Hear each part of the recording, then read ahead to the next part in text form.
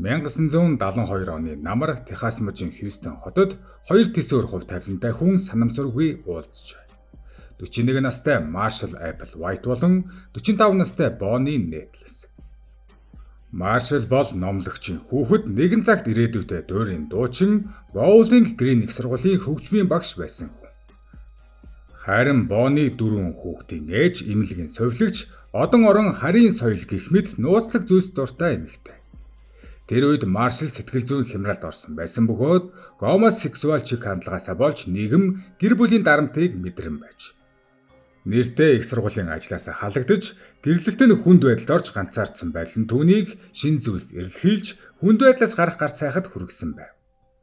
Харин Боннигийн хувьд тэр үед харь гариг цаашлаад буддизм болон бусад нууцлаг сургаалуудыг судалж байсан нь тэр хоёрыг нэгтгэсэн юм. Тэд хамтдаа элдв зүйл уншин ярилцаж, Библийг болон харь гаригийн тухай элдв бичвэрүүдийг жишин судлаж, аажмаар нийтлэг итгэл үнэмшилд хүрчээ. Тэрхүү итгэл нь энгийн биш байсан. Тэд өөрсдийгөө Библийн номд дурддах хоёр гэрч буюу харь гаригаас бодитоор ирсэн хүмүүс гэж өөрсдийгөө таамаглан үүндээ дуртаяа итгэх болов. Энэ бол харанхуй замлынх нь эхний алхам байжээ. Маршал өөртөө дүү, Бонни харин өөртөө Ти гэсэн нэрүүдийг авч харь гаригийн тэнгэрийн биетүүд хэмээн өөрсдийгөө танилцуулж эхэлсэн нь тэднийг 1970-ад оны Америкийн шашин гүн ухааны хайгуулд идэвхтэй оролцогчдын дунд хурдан алдаршуулжээ. Тэд хамтдаа аян замдаа гарч оюутнуудтай уулзаж шашны судалгааны хурлуудад үг хэлэн дагалдагчтай олж авахын тулд нэг хотоос нөгөө хот руу шилжин явжээ. Тэд өөрсдийн бүлгэмийг Тэнгэрийн Диважингийн хаалга гэж нэрлэсэн. Англиар энэхүү Heaven's Gate гэх бүлэглэлийн сургаалыг өнгөс харахад өвөрмөц, гүн судалгахад нухацтай дотоод логиктой байж. Гол санаа нь энгийн байсан. Хүний бие бол зөвхөн сав буюу хэрэгсэл. Харин жинхэнэ оршихуй бол биеийн дотор байдаг оюун санаа бодгал юм. Энэхүү бодгалаа хангалттай хөгжүүлж хүний мөн чанараасаа татгалзуул дараагийн шат буюу next level гэж нэрлэгдсэн дээд оршинлын түвшинд хүрч чадна. Тэрхүү дээд түвшин нь Библийн Тэнгэрийн хаанчлалтай нэрийн хувьд адилханч Маршалын тайлбарснаар бол энэ нь оюун санааны биш, харин харь гариг руу бодитоор шилжих болно гэсэн сургаал. Тэд Есүс Христийн түүхийг шинэ өнцгөөс тайлбарлах болсон. Христ бол харь гаригийн дараагийн шатнаас ирсэн оршин тогтнол байсан бөгөөд тэрээр хүмүүст дараагийн шатанд хүрэх замыг заасан. Харин Маршал өөрийгөө Христийн шин дүр буюу хоёр дахь бурхны элч гэж тунхаглаж, харин Бонни нь Христийн дээд санвартны үүрэг гүйцэтгэж байгаа гэж. Тэдний бүлгэмд хачиргалтай хүмүүс нэгдэж эхэлснээр сургаалж улам хурцуулж байлаа. Ийсэн гишүүд нь бие махбодын хүслийг, хувийн харилцааг, дэлхийн сонирхлыг бүхэлд нь орхих ёстой байсан бөгөөд хид хідэн эрэгтэй гишүүд сайн дураараа төмсгөө засуулсан нь хожим нийгэмд хурц хэлэлцүүлгийг дагуулсан байдаг. Гэтэл 1985 онд Бонни хорт авдраар нас барсан нь бүлгийн итгэл үнэмшилд ноцтой сорилт болжээ. Гишүүд шок авч зарим нь эргэлзэж, харин ихэнх нь бүлгийг орхин явсан. Гэвч Маршал энэ үхлийг өөрийн тайлбараар нэн даруй тайлбарлаж, Бонни бие гих саваа орхин дараагийн шатанд аль хэдийн хүрсэн гэж тунхагласан нь үлдсэн гишүүдийн итгэлийг баттгажээ. Тэдний хувьд бол үхэл ялагдал биш, харин төгсөлтийн баяр болсон байлаа. 1990-ад онд интернет дэлгэрч эхэлснийг Heaven's Gate-ийн гишүүд шинэ боломж болгон ашигласан нь тэдний бусад шашны бүлгээс онцгой ялгарах шинж болсон байлаа. Тэд веб хуудас хийж цахимшуудан ашиглан харь гаригийн тухай форум чатуудад идэвхтэй оролцож эхэлв. Тэдний веб хуудас нь маш мэрэгжлийн түвшинд хийгдсэн байсан ба Маршал дагалдагчдынхаа ур чадварыг ашиглан бүлгийнхээ оршин тогтнолыг баттгахын тулд веб дизайны ажил хийж орлого олдог болсон байна. Heaven's Gate-ийн захин орчинд маш чадварлаг байсан гэж тухайн үеийн технологийн сэтгүүлчид тэмдэглэжээ. 1990-ад оны дунд үед Маршал дагалдагчдынхаа нийгэмтэй холбогдох бүх харилцаа холбоог тасалж, тусгаарлагдсан амьдралд орохыг дахин уриалжээ.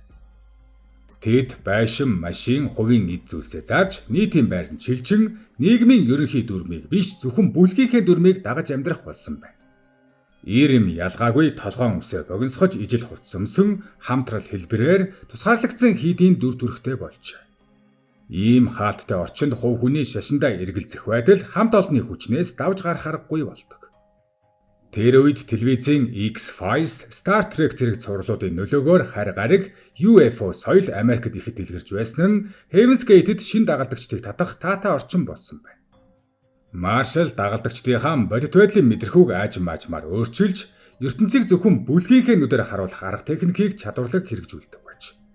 Түүний ярих бусдыг татах чадвар нь асар хөгжсөөр байсан. Гэтэл 1995 онд одон орон судлаачид Hale Bopp гих сүлт одыг нээсэн нь Heaven's Gate-ийн хувьд зөгнөлийн биелэлт болж тодорсон байлаа. Энэ сүлт од нь 1997 оны хавар дэлхийд хамгийн ойрхон дөхөж, энгийн нүдэнд харагдах хамгийн тод одон орны үзэгдэл болохоор тооцогдож байна. Гэвч 1996 оны сүүлчээр интернетэд нэгэн хуурамч мэдээлэл тархаж эхэлсэн нь Heaven's Gate-ийн гишүүдийн итгэлийг бадраасан юм. Уг хуурамч мэдээлэлд Hale Bopp солирын ард нэгэн том хиймэл дагуулд нуугдж явааг нэгэн одон орон судлаач зургийг нь дарж чадлаа хэмээн фото нийтлэгдэв. Зургийг хожим мэрэгжлийн одон орончид хуурамч гэж тайлбарласан боловч тэр үед энэ мэдээлэл захин орчинд аль хэдийн хурдан тархсан байлаа. Маршал болон гишүүдийн хувьд энэ нь тэдний хүсэн хүлээж байсан дохио байсан юм. Нас барсан Бонни болон харь гаригийн баг тэднийг авахаар нисдэг тавагтайгаа ирж буйна юм. Тэд шинжлэх ухааныг орхиод зөвхөн итгэлийнхээ нүдээр ертөнцийг харж байсан нь энэхүү мэдээллийг баримт болгон хүлээн авахд хүргэжээ. 1996 оны 10 дугаар сард толгойлогч Маршал Ранчо Санта Фе хотхонд том байшин түрээслэн авсан нь сүүлчийн бэлтгэл байлаа. 1997 оны 3 дугаар сарын 19-нд Маршал Final Exit гэх гарчигтай видео бичлэг хийж бөөнөрөө амиа хорлохоор шийдсэн тухайгаа ярьжээ. Тэрээр бие гих саваа орхих нь үхэл биш, харин дараагийн шатанд хүрэх алхам юм гэж тайлбарлав. Янз бүрийн нас боловсрал нийгмийн байдал ялгаатай 39 хүн энэ шийдвэрийг хүлээн зөвшөөрсөн байлаа. Энэ явдлаас 7 хоногийн дараа буюу 1997 оны 3 дугаар сарын 26-ны өглөө Сан Диегогийн цагдаа Ранчо Санта Фе дэх байшинд орсны дараа тэд хизээч мартагдашгүй дүр зургийг нүдэрээ харжээ. Байшингийн өрөөнүүдэд 39 хүн, тэр дундаа 21 нэмэгтэй болон 18 эрэгтэй тус бүр нийл ягаан даавн дор ижил хар хувцас өмсөж хөлөндөө Nike гуталтай амьгүй хэвдэцгээж байлаа. Нас барагчдын халаас нь $5 мөнгөнд дэвсгэрт болон хэд хэдэн зоос бэлтгэгдсэн байсан нь тэдний аяллаа мөнгө хэмээн зориуд бэлдсэн зүйлс. Имлэгийн шинжилгээгээр тэд тайвшруулах хүчтэй эмийг архитай холин уусныхаа дараа нас барсан нь тогтогджээ. Хид хідэн хүн толгойдоо торон ут угалсан байсан нь хурдан өгөхээр зориуд шийдсэн арга. Энэ мас амиа хорлолт 3 шатаар явагдсан. Эхний 15 хүн 3 дугаар сарын 22-нд, дараагийн 15 нь 23-нд, сүүлийн 9 нь 24-нд. Энэхүү бөөнөрөө амиа хорлолт маш зохион байгуулалттай тайван хийгдсэн нь шинжээчдийн анхаарлыг татсан. Тэдний маш тайван байсан явдал нь нийгэмд хамгийн их гайхал төрүүлсэн зүйл байлаа. Эмнэлгийн шинжээчдийн хэлснээр тэд айх зовох шинж тэмдэггүйгээр нас барсан байж. Тэд яагаад яаж юм тайван байсан бэ? Учир нь тэдний хувьд энэ нь үхэл биш, харин төгсөлтийн баяр, шинэ эхлэл байсан юм. Тэдний энэ гаж урсгалын харь гаригт итгэх итгэл нь айцыг бүрэн дарсан байж. Гэхдээ Heaven's Gate-ийн бүх гишүүн амиа хорлоогүй. Ди Анжело гэх хүн 3 жил бүлгийн гишүүн байсан боловч Маршалын зөвлснөөр өмнө нь бүлгээсээ гарсан байж. Тэрээр бүлгийн гэрч болон үлдсэн. 1997 оны 3 дугаар сарын 26-нд тэр нэрээ нууцлан шашныхаа бүлгийн талаар цагдаад мэдэгдэж тэднийг бүлгийнхээ байшин руу чиглүүлсэн. Хожим Ди Анжело ABC нэвсд өгсөн ярилцлаганда энэ бүлэгтээ үнэхээр их итгэж байсан. Энэ бүхэн надад бүх зүйл байлаа гэж хэлжээ. Тэрээр бүлгийн тухай дурсамжаа ном болгон хэвлүүлж нийгэмдээ дасан зохицсон амьдралаа үргэлжлүүлжээ. Мөн өөр хэдийн гишүүд янз бүрийн шалтгаанаар үйл явдлаас өмнө буцан явсан байсан нь тогтоогдсон. Нийгмийн сэтгэл зүйн судалгаанаас харахад тусгаарлалт бүлгийн дотоод дарамт болон ертөнцийг зөвхөн нэг өнцгөөс хий хоосон байдлаар харж сурсан байдал нь хүнийг явандаа гадны нөлөөнд хариу үйлдэл үзүүлэх чадваргүй болгодог гэж үздэг. Амьд үлдсэн хүмүүсийн хувьд гадаад ертөнцтэй харилцаагаа багч гисэн хадгалж байсан нь тэднийг аюулаас хамгаалсан гол хүчин зүйл болсон байж болцсошгүй. Амиа хорлсон хүмүүсийн эцэг эхчүүд, ах дүүс, найз нөхдийнх нь хувьд энэ хэрэг нь өршөөлгүй уй гашуу болсон. Тэд буруугийн мэдрэмжтэй үлдсэн байдаг. Зарим нь өмнө нь хайртай хүмүүсээ хит туйлширч байгааг мэдэрч аврах гэж оролдсон ч хинэн ч чадсангүй. Heaven's Gate-ийн хэрэг яагаад боловсралтай ажил мэргэжилтэй насанд хүрсэн хүмүүс ийм ихтгэл үнэмшилт захирагдсан бэ гэдэг асуулт өнөө хүртэл таамаг хийвэр. Нийгмийн сэтгэл зүйч Роберт Лифтон шашны бүлгийн ухамсарын хяналтын 8 нөхцөлийг тодорхойлсон байдаг. Үүнд байгаль орчны хяналт, нууцлал тулгасан шашны шүтлэг, тарих угаалт, шинжлэх ухаанаас давсан сургаал, бид ба тэтгэсэн ертөнцийн хуваагдал, итгэлийн туйлшрал, буруушилтаас чөлөөлөгдөх онцгой байдал болон хүн байдлаасаа татгалзах хандлага. Heaven's Gate-ийн бүлэг эдгээр бүх шинж тэмдгийг бараг бүрэн хангадаг байж. Гишүүдийн дийлэнх нь 1970-аад онд залуучуудын хит хувьсгал хөдөлгөөн, гэр бүлийн салалт, мөн нийгмийн тодорхой бус ирээдүйн дунд Маршал болон Бонитой таарлцсан байдаг. Тэдэнд хариулт өгч чадаагүй нийгэм болон гэр бүлийн орчин нь тэднийг хаалттай бүлэг рүү татсан байлаа. Нийгэмтэйгээ харилцах холбоо сулрах тусам ухамсар нь бүлгийн дотоод логикийг эсэргүүцэх чадваргүй болдог байна. Нэгэнд итгэл тогтсон бол ухамсарт нотлох баримт болон логик нь нөлөөгөө алддаг. Гэхдээ гол хүн болох Маршал өөрөө энэ зүйлдээ үнэхээр итгэдэг байсан болов. Энэ асуулт хамгийн хэцүү байж болох юм. Маршал бөөнөр амиа хоролтонд биечлэн оролцсон 39 хүний нэгд нь тоологдсон. Тэр зүгээр нэг залилан мэхлэгч биш, харин өөрийн бий болгосон ертөнцид бүрэн шингэсэн хүн болохыг харуулдаг. Энэ нь хамгийн аюултай хэлбэрийн удирдагч юм. Бусдыг хуурч дагуулахын тулд биш, харин жинхэнэ итгэлдээ хүмүүсийг татан оролцуулсан хүн байж. Heaven's Gate-ийн вебсайт өнөөдөр ч гэсэн heavensgate.com хаягаар нээлттэй байдаг. Амьд үлдсэн 2 гишүүн тус сайтыг Маршалын сургаалыг хадгалж дэлхийд мэдүүлэхийн тулд өнөөдрийг хүртэл ажиллаж байна. Бүлгийн сургаал дуусаагүй байгаа мэт төр төрхтэй хിവэр байгаа нь хүмүүс өөрсдийн сонголтондоо хэр гүн итгэлтэй байдгийг харуулдаг. Олон нийтийн хэвлэл мэдээлэл, кино болон баримтат кинонуудад Heaven's Gate-ийн хэргийг байнга анхааруулга болгон мэдээлдэг.